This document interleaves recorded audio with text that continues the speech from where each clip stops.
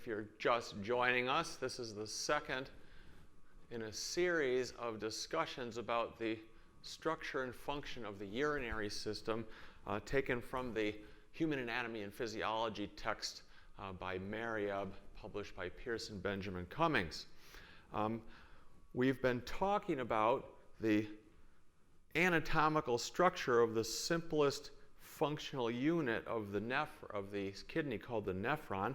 And here's a little review. You can see an entire nephron right here with a filtration apparatus, it's called, the renal corpuscle. The proximal convoluted tubule, part of the kidney tubule, in which we reabsorb water and solutes. The loop of Henle, which dips down into the medulla of the kidney. The distal convoluted tubule, and finally the collecting duct, which completes the processing of filtrate, the formation of urine. I'd like to now go and talk about some more specialized regulatory cells that are found in the context of the renal corpuscle, and then we'll be able to, once we understand those functions, we'll be able to talk about the regulation of filtration, the very first step in forming urine. So here is a look at what's called the Juxtaglomerular Complex, or apparatus.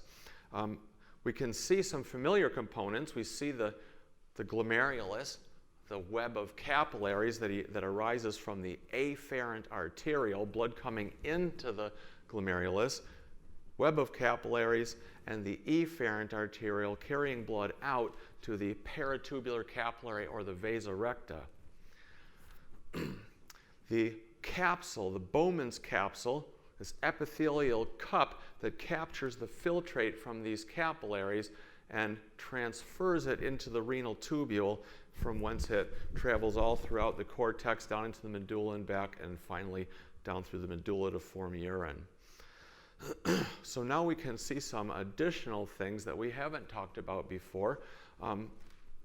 One type of cell that's unique in this area, that's part of the juxtaglomerular complex, is called granular cells. Juxtaglomerular cells also. Now these cells aren't familiar in and of themselves, but their function is, they're the cells that release renin. The stretching of those granular cells represents the sensor for blood pressure that the kidneys have. And so if those JG cells, juxtaglomerular cells, sense less stretch, a drop in blood pressure, arterial blood pressure, they'll release renin and activate the renin-angiotensin system, which will raise mean arterial pressure back up. So that's where renin comes from, right there at the glomerulus, from those granular cells or juxtaglomerular cells. Another thing that we should mention, as I complained about before, the cartoons that we had that showed the nephron were almost satisfactory. Something that needs to be corrected is that the tubule that emerges from the renal capsule, the glomerular capsule, returns, the thick ascending limb of the loop of Henle returns right to the same corpuscle from whence it arose. So this tubule we see forming convolutes and loops and so forth and comes right back to the same structure here. So the filtrate that was formed here comes back here, and the macula densa cells are specialized epithelial cells that can sense the concentration of salt in that filtrate. That's a way of getting a handle on how the process of forming urine is coming along. How is the process of modifying that filtrate coming along? So the macula densa cells will analyze the concentration of salt, and they can control the smooth muscle here in the afferent arteriole, how much constriction or dilation of the afferent arteriole will take place, and they can also activate or inhibit renin release by the JG cells, the granular cells. So we know that the granular cells respond to stretch or lack of stretch and release renin or not, but now we're finding out that the macula densa cells can talk to those juxtaglomerular cells as well through an as yet poorly understood communication mechanism, possibly through the action of the cells you see here. In here are some mesangial cells. It's also possible that the macula densa cells release prostaglandins, a type of short-lived lipid signaling molecules, which may be the mode of communication with the juxtaglomerular cells. So again, I've just written out a word slide so you can follow along later and remember what it is that we talked about with respect to the juxtaglomerular cells and the macula densa. The mesangial cells, the extraglomerular mesangial cells, were those gray cells outside of the tubule and outside of the glomerulus. Again, those cells actually may represent the communication mechanism between the macula densa and the juxtaglomerular cells. It's also thought that either those cells or cells associated with them are going to be the cleanup guys that maintain the filtration membrane nice and clean so that water can easily filter through. Okay, we're just about to talk about regulation of filtration. Before we do that, we'll step back and give a name to 3 processes by which urine is produced. The first step in urine production is the filtration step.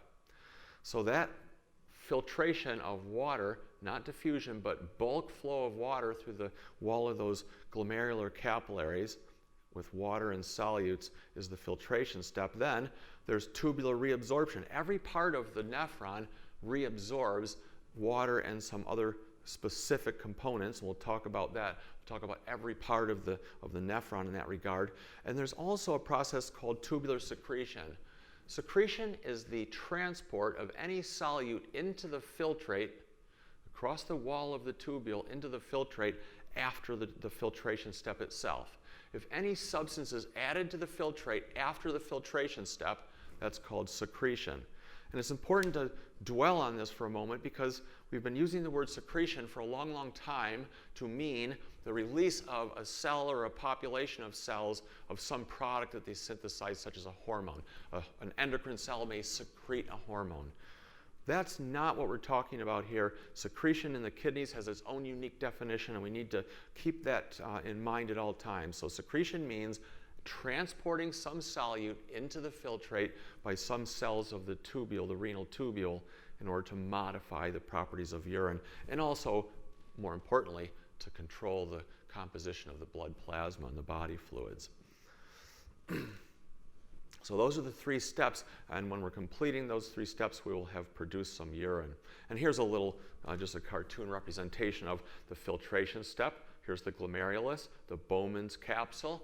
Filtration's happening there, large amount of water escaping from those capillaries, reabsorption of most of that water right back into the blood, and here's that paratubular capillary that emerges from the efferent arteriole. And again, we're going to reabsorb probably 99% of that filtered volume and solutes. And then secretion. Some substances are added, not just in one spot, but in different parts of the nephron to the filtrate. And then finally, when the urine is released, that's called excretion. So don't confuse that with secretion either. Excretion is the elimination of unwanted or waste products from the body. In this case, it's water and various solutes. Okay, so the filtration step, that's our first sort of area to discuss. And here's again another picture of the filtration membrane, a cartoon showing a glomerular capillary, a fenestrated capillary that's very, very leaky, and water can readily pass through a screen-like structure in the wall, the endothelium of those capillaries, and then through the basement membrane. Epithelia have a basement membrane that they secrete, and then through the visceral layer of the capsule, the visceral epithelial layer of the Bowman's capsule, and these are the foot processes, the interdigitated foot processes of the podocytes of the Bowman's capsule. So the water has to travel through all of these structures, and so together those are referred to as the filtration membrane. It has to be kept clear. If any debris forms, if a whole bunch of hemolysis occurs, for example, a lot of protein will gum this thing up and it will be bad. Need to remove all that debris out from this filtration membrane by macrophages like cells down here and keep that water traveling through there. how fast, how much water is traveling through that filtration membrane. The forces that determine the rate of filtration are the exact same as the forces we learned about when we talked about capillary filtration elsewhere in the body. So this is the glomerular capillary web, and this HP is hydrostatic pressure in the glomerular capillary. It's talking about the blood pressure. Hydrostatic just means water or blood pressure, and that is the outward force. It's the force per unit area pushing on the walls of the capillaries, pushing water through those filtration slits and out into the capsule. So that is the outward driving force, the blood pressure. The higher the blood pressure in the capillaries, the faster the filtration will take place. The lower the blood pressure, the slower the filtration will occur. There's an opposing force. There's proteins in the plasma that are not found in the capsule. There's water out here in the capsule as filtration is taking place, but there's salts and sugars and so forth, amino acids in that fluid, but no protein. The protein is trapped in the capillaries, and that has an osmotic force or pressure associated with it. So the purple arrow represents the degree to which the proteins in the plasma can draw water towards themselves by osmosis. It's an inward force, and so we would subtract that from the outward hydrostatic pressure to determine what's called the net filtration pressure. If the net pressure is in the outward direction or positive, we're going to have water moving out into the capsule, and that will always be the case in the kidneys. There is a unique thing happening here relative to other blood capillaries, and that is that there is actually some hydrostatic pressure, some water pressure out here in the capsule. It takes some pressure to push the water through the renal tubule, and so there's hydrostatic pressure. We said the interstitium in other parts of the body has no hydrostatic pressure, so we just ignored it. We called it zero. It may even, in some strange technical way, be a negative pressure in other parts of the body. But here it has some pressure, and so we would subtract the hydrostatic pressure in the capsule from the hydrostatic pressure in the capillary, because it's the difference in pressure across the wall of the capillary and the filtration membrane that determines the flow rate. So all that to say that the net filtration pressure is what drives filtration, and it is in the positive or outward direction, around 10 millimeters of mercury pressure pushing water out through those leaky fenestrated capillaries. Now that's the same net filtration pressure that most capillaries have approximately. The difference is that these fenestrated capillaries are so highly permeable that with that net filtration pressure, a lot more water filters across the glomerulus than across a typical capillary. Most capillaries have tight junctions and very little water can escape. Slowly water does escape from the other capillaries and is scavenged up by the lymphatic system and returned to the blood. All right, so that's the filtration process. What about the regulation of filtration? So typically the filtration rate is around 125 mils per minute. That's called the glomerular filtration rate. 2 million some glomeruli, all doing their thing at the microscopic level. Sum that all up and we wind up with around 125 mils per minute filtration rate, driven by that net filtration pressure and allowed to pass through because of the high the high permeability of those capillaries.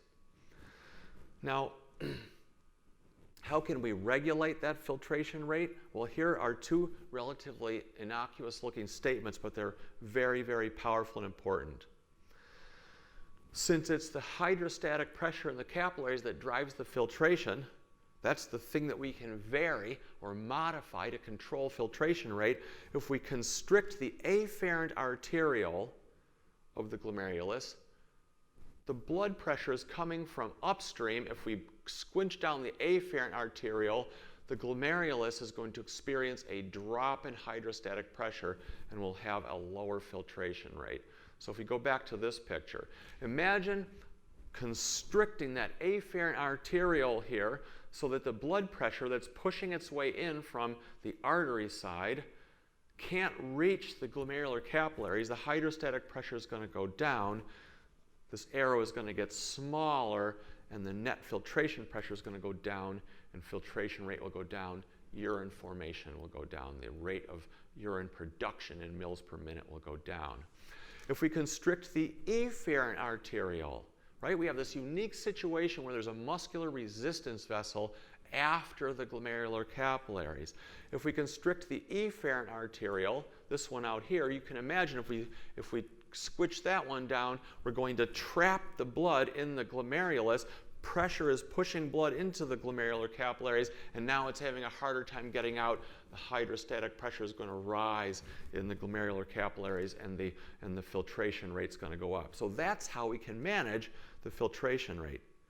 Constriction or dilation of the afferent arteriole, constriction and dilation of the efferent arteriole, and we can get the results that we need so that the filtration rate, the rate of urine production, matches the needs of the body. So let's see what time we have.